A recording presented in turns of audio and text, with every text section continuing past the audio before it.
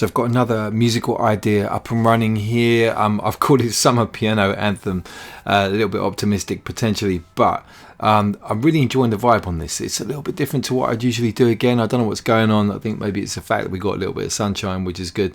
And I've got to the point where it's almost where I'm going to start structuring it, but I feel I need to do a little bit more with it. And I thought I'd kind of share the experience of trying to build up some elements to take us from this kind of breakdown into where it all kicks off, and then another little breakdown again, just to explore some of the possibilities. And I'll show you what we've got so far. It starts off with a piano, then it kind of layers up with a piano bass to add a little bit of drama. This bell comes in as another texture, and then it kind of kicks straight in with a beats and bass line vibe. So I'll play it for you. And what I will say is the piano here is from this Absolute VST collection again. Tribe work. I said to you, it's almost like a kind of all-in-one dance workstation. Great cutting piano here. So that's basically getting this kind of underpinning from this second piano bass with once again the chart dance piano patch and this bell. Another Absolute VST collection instrument, the Tribe work, proving to be a lot more useful than I thought it would be for me. So into the bassline vibe, here we go. So you can see why I need to get some kind of transition there. I'm not going to be doing the crash cymbals and stuff like that just yet, but I wanted to find some kind of way of increasing the tension before that comes in. So this is stuff that you've heard already. I feel it definitely needs a vocal. So yeah, it's almost like you need to get one of these kind of top line vibes on there for it to become as big as maybe it could be. I don't know what's happened, why I've started to write stuff that's a little bit more commercial as well. But I do go through weird phases, you know. So I could certainly feel that if it had the right vocal on it, it would be quite a commercial vibe. So anyway, look, another breakdown. So it's pretty much, yeah, it's the same as before. But then what I did, I took the piano bass and I put it onto the piano part itself somewhere. No, it's the bell part. That's it. This one down here, I'll show you. So look, this is something else that I do sometimes. Copy over a part that I'm using on another instrument onto another element in the composition. So the bell here, I copied that particular riff onto the piano bass over here. So look, I'll show you. And I changed a note or two. There we go, shifting it down. Now that makes more sense when you've got the piano in there. So it gives it this kind of slightly more emotional edge to it. And I'll just play that all in together so you can get a shape for that.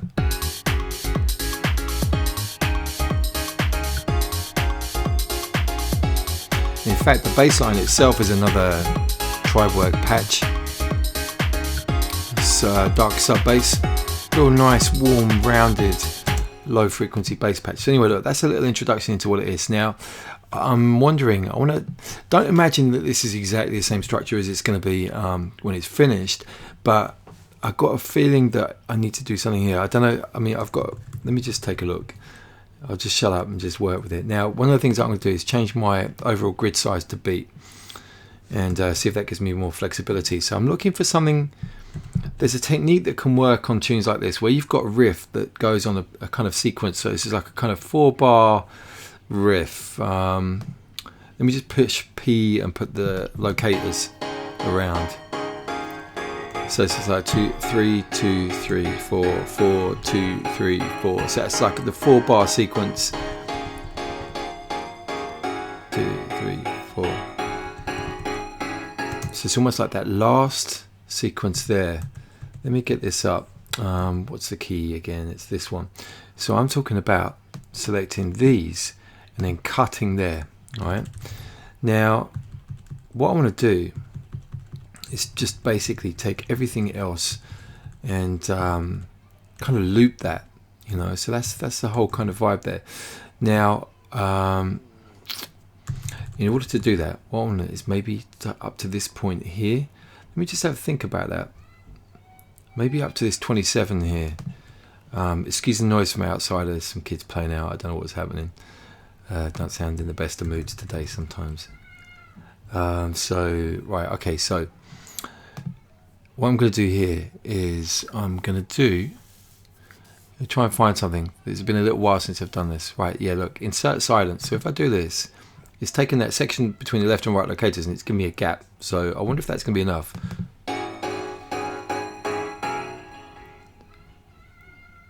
Now, you know what? I need to do some more. So I'm going to do the same again. Insert silence. The same. That's probably going to be it. I'll work this out. So I'm going to take this lot. Duplicate, duplicate, duplicate. Let's have a look. Let's come back. Going to get my bearings over here. No. Let's go over here. There. So I'm looking for the start of that sequence. So we're going to repeat it. I get a sense also we need some high strings here. See, we're building up tension and something's going to happen. Okay, get into loop, and then maybe something new goes on in there, and then that means that we'll kick back over here. 3, 4. Yeah, so that could be the build-up kind of vibe. I don't know what I'm going to do with that yet. So what I'm thinking is maybe some kind of effect thing. Definitely the high strings could help.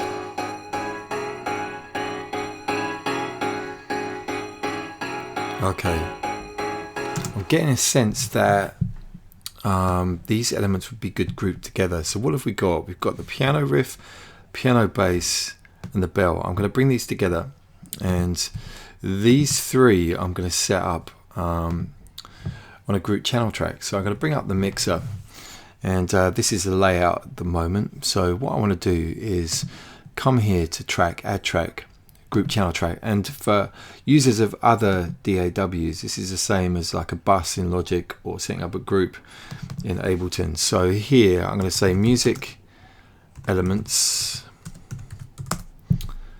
and on here firstly what I'll do is I'll drop down a filter. So the dual filter is really nice. This is like one of those kind of on the left we've got a low pass, on the right we've got a high pass. It's a really handy one.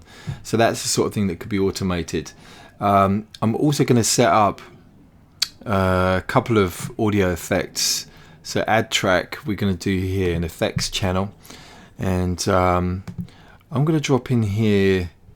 So we're going to come to reverb, and I'm going to go for this Rimworks SE, which is a real nice kind of simple basic reverb.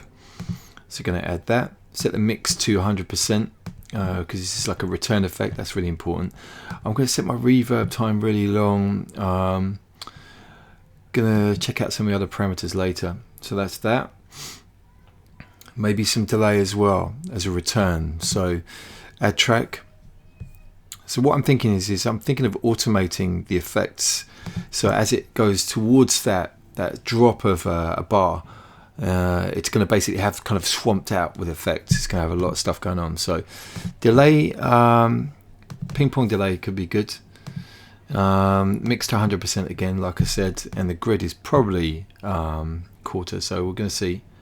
I don't know if that's going to be correct just yet. So these are the reverb. I'm going to just rename that reverb, and I'm just going to call it delay. So yeah, it's very common with a mix that you have a reverb and a delay as a return, and I want this to be fed. You know, the group itself, the music group, is going to feed into that.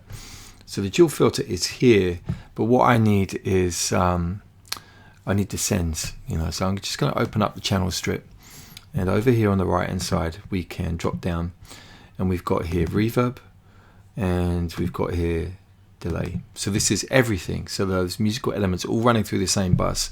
The filter here is as an insert, and these here are basically send and return. So there's a big difference between the two.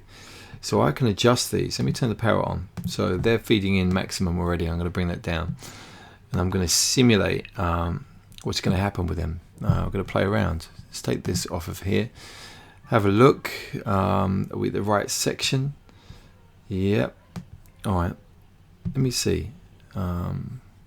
Music Elements is over here on the project window. We could see that, so I can actually bring the sends up here, which is really nice. So I can experiment. Let's have a look. Just going to bring this up. Just want to check something. Maybe I soloed. You know, with Cubase, if you've got something soloed, the routing for the effect. Well, okay, well that's not what's happening. Let me just double check on this. Let me see what's going on. I didn't really hear anything there, basically. So let's have a look. You know what I haven't done? Some of you experienced Cubase users are laughing at me at the moment. So what I need to do, in fact, is to take these elements and take them with the routing. Instead of being the stereo out, I need to take them through to the group. So the music elements.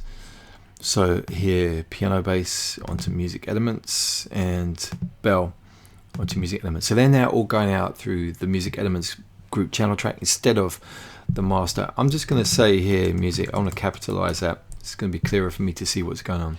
So music elements. Let's just cut. Let's do this. Yeah, I'm feeling quite relaxed today because it's a bank holiday Monday. So I'm not really in a hurry here. So let's see what's going on. There we go. So that's that reverb.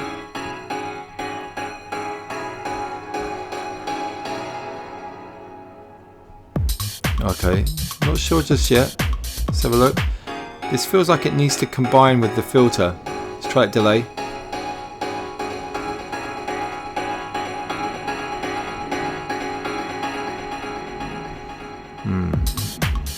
Now these are send and returns, so potentially they're going to sound a bit thick. If I filter, I'll tell you what I'm going on about. So I'm thinking of stuff in my head now, right? So what I'm thinking is that maybe I'll filter them all together. To thin them out like that, and then to add the delays. Actually, the delays will be based on whatever that filter position is at the time, so that could work quite nicely. Tell you what I'll do, right, is I will put that in as some automation. So if we have a look, right, so I've got the music here, and what I want to do is bring this down. Oh, those poor kids, I don't know what their parents are doing to them. It's quite funny. I don't know if you can hear that coming through on the mic, but outside there's definitely some kids crying. Anyway, just back onto this one. So the dual filter, the position, you can see here that the effects that I've got loaded here are listed. So dual filter, position is that parameter we had there. And let's have a look. Let's do something with this. Just going to click. Oh, I've got to do my read and get it set up. So position, I actually want that at 0 to start off with, and then I'm going to ramp it. So it's coming up, and we're going into that high pass filter mode. So it's thinning the sound out. It's kind of DJ sort of style vibe, isn't it? Maybe a bit too much. Okay, so perhaps what I need to do is to actually just put some kind of junction in here, so it's not as linear. It's got more of a kind of accelerated vibe towards the end there. Let's have a look. I could put a proper curve on there as well, but I'm not going to bother at the moment. Just going to listen louder.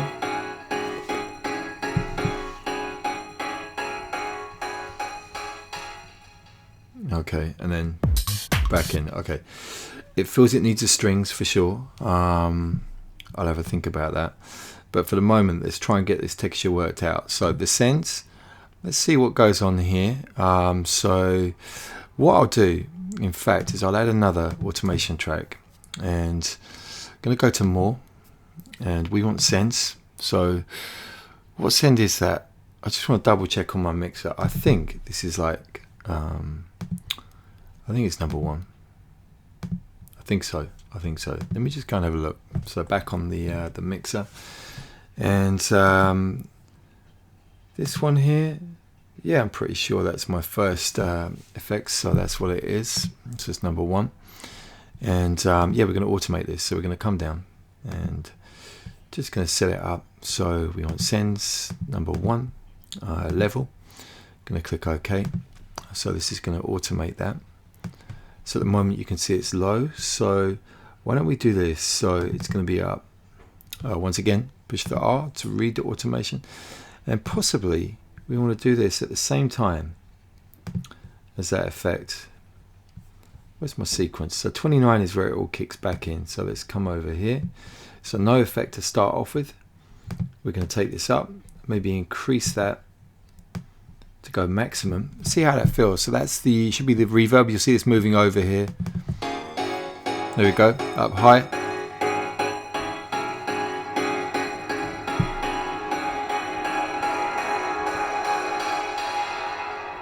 Something in there. Some kind of fill, not sure. It's probably the settings on the reverb. Well, for me that was coming up too early, so let's just bring this down. So we've got that kind of accelerated thing going on again. Listen again.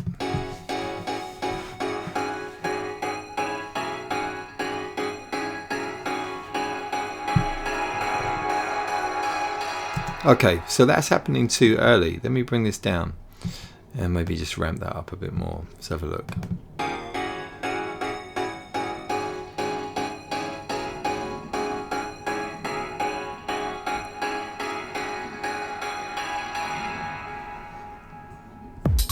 Right, let me take a look at these parameters. Sorry, I thought I could jump to the reverb there. Let me come over here, and we're going to find that. So RimWorks. Right, time I think is not long enough. I think where we got as a max 20 seconds, maybe. Maybe you could increase that at the same time.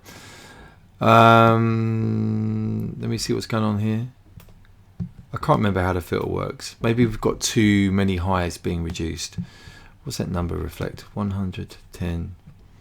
Yeah, let me rediscover this, the parameters. Let's have a listen again.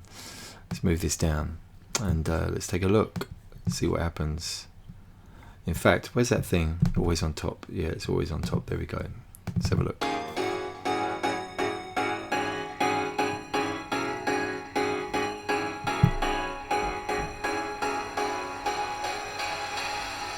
That's a bit brighter. Okay, yeah, I'm feeling that a bit more.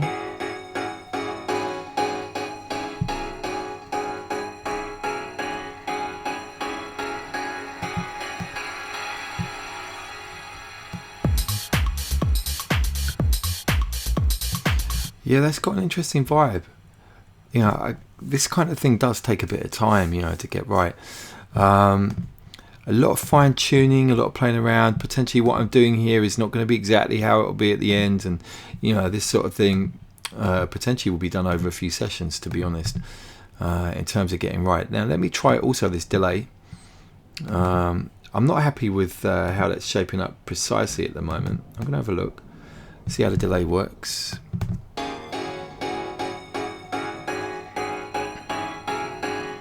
And maybe I need to actually do that only when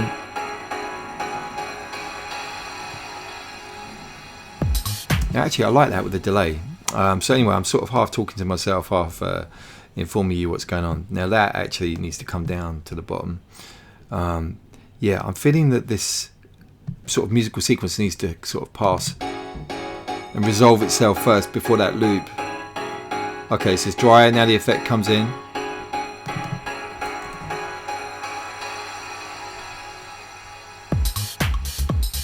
Now I could actually make the effects go dead at that point. That could be quite good as a shift, but it's quite nice as bridging over. I think I like this. This is definitely a good starting point. Let me show you what I mean with the effect going dead, because what I need to do is to take the returns, the level, and take it right down.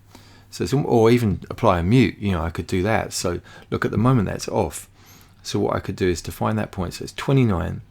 So 29 is where that mute comes on, right? So look, let me show you. Let me bring this up. So at that point, that's going off. Same here. So if we come down, let me find the mute on here. So sends level 1. Oh, wait a second. Is this the return? No, that's the sends. Right. Okay. So I don't want to do that. So send level more, mute on. Let me take this off. That's not actually what I wanted to do. So let's take that away. Let me come back to where I was before. So this is the send level. I actually want the return, so that's down here. So look, we're going to take this, put the automation, the read automation on, and volume is here, but let me switch this to mute instead. So we're going to mute these at 29.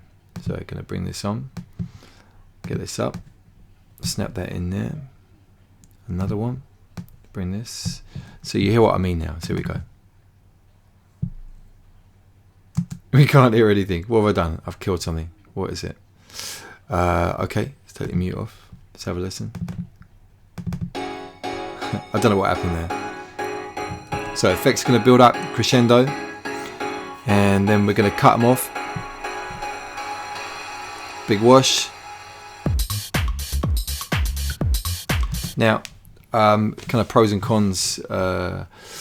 I really like that transition from before, so maybe instead what I would have done is faded the level of the reverb and delay after, or equally I could have another transitional effect like a crash, splash, some kind of noise sweep or something to really sort of allow that section that we had coming in there to really take on its own energy. But yeah, I'm going to explore the possibilities of this, but I wanted to share with you the whole sort of idea, the discovery thing in terms of working with that. And that approach is a reasonably contemporary approach for doing like a build-up.